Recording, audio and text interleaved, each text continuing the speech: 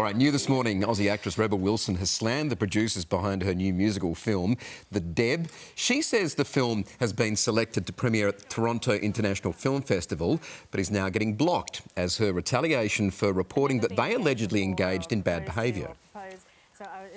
So to have the joy of the movie being selected is one thing, but then to have the business partners that are involved in that movie turn around and say that no, the movie can't premiere is just beyond devastating.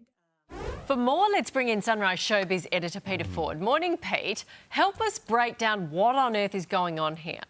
Well, she's angry and she's disappointed. Nobody is denying that, and she's allowed to be that. Clearly, she wanted this movie, which is her directorial debut, to premiere at the Toronto Film Festival. It was offered the closing night slot, so very prestigious. And she took to social media a few days ago to say how excited she was about that prospect. But now the producers have said, no, we're not going to accept that invitation.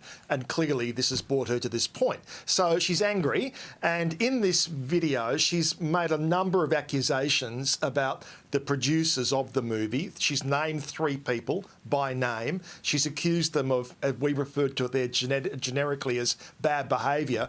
One of those things which really set the red flags off for me is she's accused them of embezzlement of money. Now, that's a very serious allegation to make about producers on a movie, because they have money that they have taken from investors. They have money they've taken from governmental bodies because they want the movie to be shot in New South Wales. So, you know, Rebel has a law degree. You kind of think she knows a way around this stuff and what she can and can't say.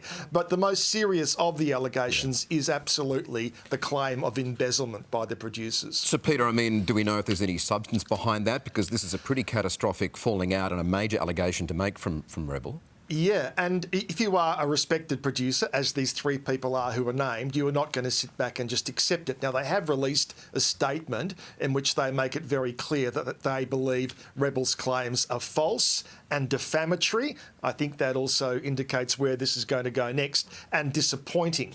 And they go on to say that they've backed Rebel all the way in her directorial debut. So I got to say, I think, you know, she's throwing this grenade, and I have a funny feeling it's landed right in her career, because she is making herself unemployable. If she wants to become this whistleblower, a lot of people are going to say, we don't want her working around us because it can turn nasty. And for somebody who is meant to be wacky and funny, she seems to be constantly surrounded by drama and aggro.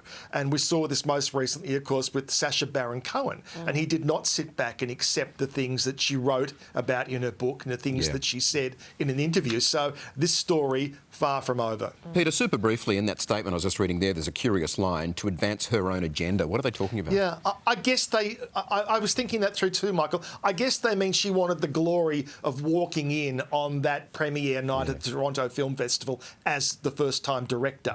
I assume that's what they meant. But as you can tell from the tone of that response, they are not sitting back and accepting her venting like this. Yeah, and, you know, as a layperson, you wonder why they wouldn't want that slot at the prestigious film festival too. Yeah. So there's a lot of questions. Yeah, that's a big play, isn't it, to pull the whole thing? Yeah, strange. OK, thank you, Pete. I think we'll be talking again about this. See you soon.